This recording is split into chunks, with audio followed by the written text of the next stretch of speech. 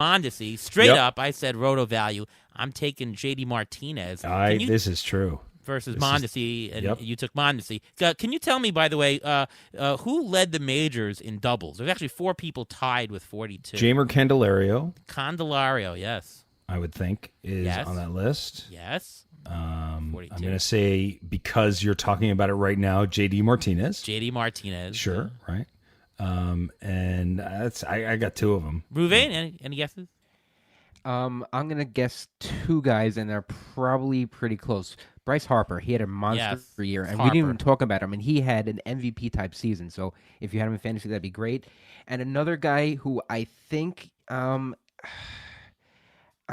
to think of people who get a lot of hits. So you think Joey Votto, you think a guy like Whit Merrifield, someone like that. Otani, maybe? Whit Merrifield. Played 162 games. That'll do the trick. Tommy Edman, 41. So yeah, those are the guys. But anyways, again, it's the risk more than anything. Listen, but going into the season, I thought Martinez was bad at $25 player. I thought Mondesi was bad at $20 player. So I said, okay, let's take a $5 overage for even money. Obviously, we didn't come close. Martinez was the clear winner. So that's $2 into my favor. Yeah. Sorry, it's the end of the year. I got to do board bets. Are you still on? It happens. Oh, I'm here. Oh, yeah, I'm here. It happens. All right. Good. Hey, Ariel, I give you lots of credit. You won both of those bets. The GDD one is more impressive. If you think about it, it was good. I'm happy with my season overall. Even losing those $2, I'm still very happy with the way the season went. It will be a memorable year, and most importantly, it was a lot of fun. And I got to spend time with a lot of friends, of which I include you, Ariel. And you too, Ruvain. I don't talk to you nearly as much as I speak to Ariel on the phone. And I certainly don't do impressions of you nearly as much as I do impressions of Ariel. But it was a really great season. And thanks. I must say, I learned a lot from losing last year in Tout Wars. It may have been one of those situations where you lose the battle to win the war, because I feel the 6 was it 6 weeks, maybe 3 weeks, that we really dug into this auction value conversation, so that by the time I got to that AL labor, like, that's where I won it. I won it at the auction. I won that league at the auction, and I made some good moves over the course of the season that certainly helped. Picked up some guys like Carlos Hernandez, made some big trades where I traded Gregory Soto for Max Kepler and Chris Flexen, and a $13 Nick Anderson that I was able to trade back in.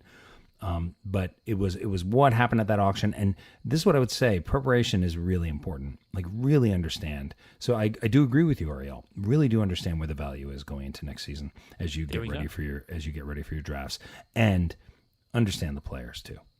Ian, before you go, why don't you just plug everything that you do, and we'll get you out of here. Okay. I do Under the Radar is a show on the athletic fantasy baseball podcast, and typically it's Tuesdays. During the season, we do it weekly on Tuesdays. In the off season, we're going to do it bi-weekly. It's myself and Derek Van Riper and Nando DeFino, and the three of us have really a really good time every week doing the show. And I also do the Dynasty rankings over at The Athletic amongst the rest of my life, which so it's a lot of fun. Fantasy baseball is a good thing, and I'm grateful for it. There you go. Fantastic. But before we send you off, Ruvain, why don't you just plug your stuff?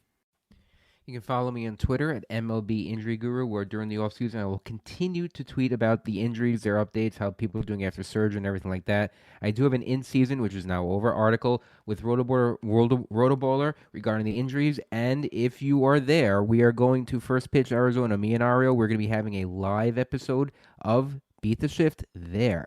Have fun, guys. One last thing. I'm at Ian Kahn 4 on Twitter. Please don't follow me at Ian Kahn. That's my actor Twitter follow, and you don't want that. It's not going to help you. But Ian Kahn 4, if you want to give a follow over there, I'll be talking about fantasy baseball. Definitely a good follow. Please do follow him. You can follow me at ATCNY. You can read my stuff over at Fangraphs and at Rotoballer. Hey, the season ended, but for me, I'm the projections and value guy and risk, and so my work is just starting. I mean, my take is the off season, so I'm just going to get started. I've already had 2 articles come out in the last week on Fangraphs, so check them all out. Ian, this was really a fantastic episode. I think we gave the listeners quite a lot of stuff to think about, to noodle, whether you took my side, your side, a lot of stuff we agreed on, a lot of stuff was just from the discussion they thought. So really, thanks for coming on the show, and congratulations on a fantastic year, and really appreciate it. Hey, it was my pleasure, Ruvain, and thank you again, Ruvain, because without you, my shoulder would still be hurting if you hadn't told me it was a sprained AC joint. So my recommendation, become friends with Ruvain, because he'll come in handy, I tell you. Or shoulder. I take all insurances. All insurances. There you Thanks, go. Guys. It was fun. It was fun. Thanks. Awesome. All right. Well, we'll be here live from Arizona. First Pitch, presented by, I should say, Baseball HQ, the wonderful guys there. So we'll be back in a week for an additional episode. We'll have Derek Carty on the pod live from Arizona. That's definitely going to be a great chat. So that's the story. We're done for this episode. We'll see you next time.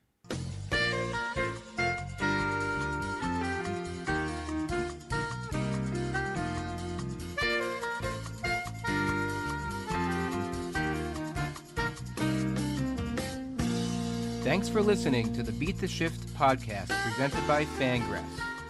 Follow us on Twitter at beat_shift_pod.